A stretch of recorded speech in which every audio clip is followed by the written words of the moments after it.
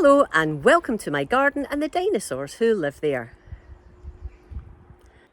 I keep Caturnix quail and I do that predominantly to have them as pets because they're great little birds. But of course that does give me the added benefit of having eggs because they're prolific layers in the longer days. Because they're pets, I don't give them additional light through the winter months. I don't want to encourage them to lay. I'm quite happy that they lay depending on the season and the amount of daylight. Now, I keep them in as natural an environment as I can. They're in raised runs, but the runs have a obi chick, which is a fine hemp bedding specifically designed for things like chickens and quail and other birds, and that's great. That helps to prevent things such as poo balling up in their toes and so on. It's comfy. They actually dust bath in it and they have a good old root around in it, although I do have a dust bath in the runs as well with avian sand, which is a very fine sand that's dust extracted, and it's got little tiny bits of oyster shell and grit in there as well for them to help. The oyster shell for their egg quality and the grit for their helping them digest their food. So I feed them a specific feed for quail. It's little pellets for laying and growing quail. And that's their main food. That's their ad lib. They can have as much of that as they want. But I also every day will give them additional things. Now it might be some fruit, or it might be some veg, or it might be a combination of both. And that's twofold. One, to give them, just to give them some additional fresh food, fresh nutrients that just supplements what they already get in their complete feed, and also to help with enrichment, because I want to make sure that they're happy quail and give them as much enrichment as possible. So what I'm doing now is I'm going around the garden. It's a great time of year because I grow lots of fruit and veg, and so it's a great time of year just to go around and pick little bits and pieces for them to pop them into the quail runs. So as well as fruit and veg, I'll pick herbs as well to pop into the quail. I don't tend to put whole plants in there and try and grow them in the runs because they do annihilate them quite quickly. But I try and put various sizes and types of things in there to keep them occupied and give them that additional nutrition. And I'm looking here at some lemon verbena, and it's quite, you imagine that with things such as this, they're quite potent and the birds won't like it, but actually most of my quail do like lemon verbena. So I'm just going to cut a couple of bits. I'm just going to cut it so that I've actually got a nice size piece. There's one, and I've got another one.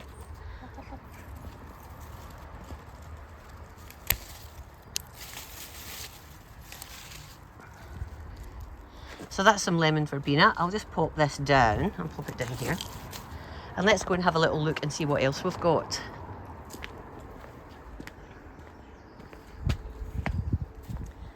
Got a little herb bed here, and I've got some tarragon and I've got some fennel that seems to be growing really well. So I am going to just get a couple of bits of tarragon,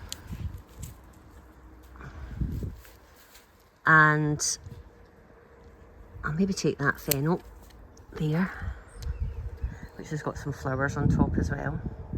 So there's some fennel. So I've got a couple of raised beds at this point in the garden, and I've got lots of chard, and chard is it's got really large leaves and really large stems, and they can't eat the stems, but they can eat the leaves. So I'll get them. And I'll use the more moth-eaten leaves so that I'm not doing myself out of food to a degree. So yep, there's a couple of bits of chard.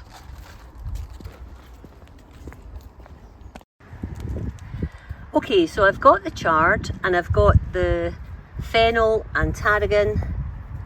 I've also added in a little lettuce, little small lettuce, and some calendula to see if they fancy having a munch on the calendula as well. So let's go round and pop these in and see how they react. So it's quite sunny. It's quite sunny, so I'm afraid it's hard to see some of the troops. So here's one of my boys. This is Sid. And he has 2 girls at the moment. I've actually got this big run just split into 2 at the minute because I've got 2 boys and I've split the girls between them. But I'll soon be opening it back up because one of the boys and some of the girls are going to be moving to another run. But these are, so we've got little Sid here, who's got the typical Japanese colouring, and then we've got the 2 Italian girls, little ruffled in the head there because Sid has been doing his job. Just got a little Tupperware tub there, a little plastic tub with holes in it, and there's the ad lib laying pellets that they get. I've also added a little bit of grit in there, tiny grit for tiny birds. And here we can see the obi chick that I have as a bedding. I've got some other bits and pieces in here just to keep them occupied. As I say, this is just, they're just going to be temporary part of this enclosure at the moment. And I suppose it's even more important to keep them nicely enriched. So, let's just see. Here we go. Here we are. Here's some things for you. They're used to it, so here we go. There you are. See what you like out of that little lot.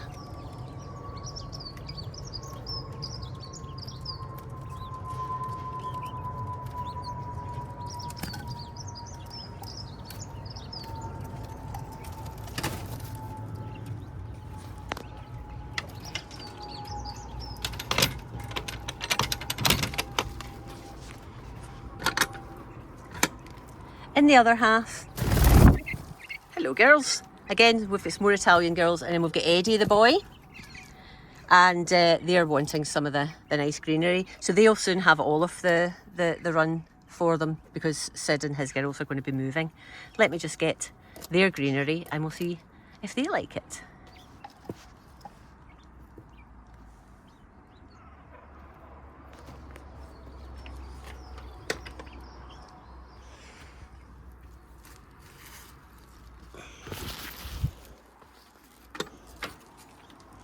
Here we are.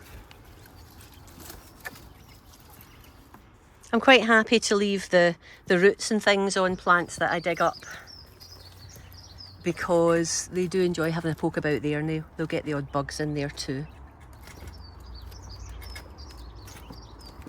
Sorry about the light. It's better looking over this way, but Eddie's doing his stuff. Eddie, stop it. You're on camera.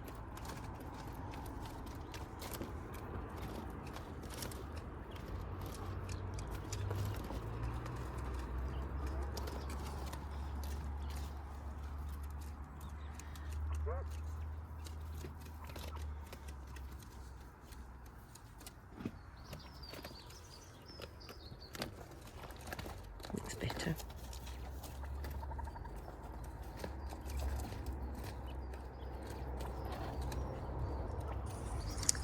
There's a lovely smell in here as well with the fennel.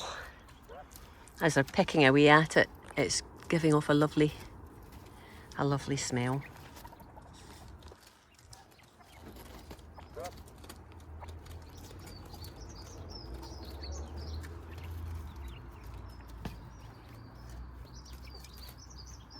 Oh, hello.